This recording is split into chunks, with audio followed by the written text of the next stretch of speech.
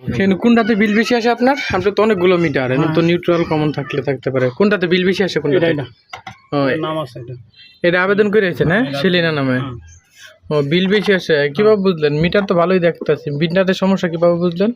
সমস্যা বলতে গেলে মিটারের বিল বেশি ওঠে আমাদের। পার্শ্ববর্তী যেটা আছে না, এটা এখানে 4 ইউনিট, একটা বাইরে শুধু মোটর চলে, বুঝছেন না, একটা আর এই 4 ইউনিটের মধ্যে। এখন বাকিটি না, মিটার তো নতুন মিটার ভালোই দেখতেছি। আচ্ছা, যেহেতু আবেদন করছেন পরিবর্তন করে দেই। হ্যাঁ, দেখি আপনার যেহেতু অনেকগুলো মিটার, ওয়ারিং তো অ্যাডজাস্ট করা আছে কিনা বা কমন নিউট্রাল ব্যবহার আছে কিনা। কমন নিউট্রাল যদি ব্যবহার থাকে সেই ক্ষেত্রে বিদ্যুৎ বিল বেশি আসে, বুঝতে পারছেন?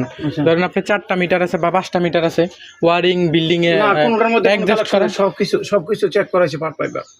না, যেমন কমন নিউট্রাল বলতে বুঝছেন, মানে ধরুন ঘরের যে নিউট্রালগুলো আছে সব এক জায়গায় কমন করা হলো নিউট্রাল দিয়ে, আর ফেজ আলাদা আলাদা টানা হলো। অনেক সময় তারের স্বল্পতা বা তারের ইয়ের কথা বিবেচনা করে অনেক সময় এরকম করে থাকে ইলেকট্রিশিয়ানরা, বুঝতে পারছেন? এরকম হলে মিটার পরিবর্তন করলে লাভ হবে না। তো যেহেতু আবেদন করছেন, এখন মিটারটা পরিবর্তন করি, দেখা যাক কী সমস্যা। আমার তো মনে হচ্ছে ওয়ারিংয়ের সমস্যা থাকতে পারে, কারণ মিটার ভালো দেখতেছি। দেখা যাক।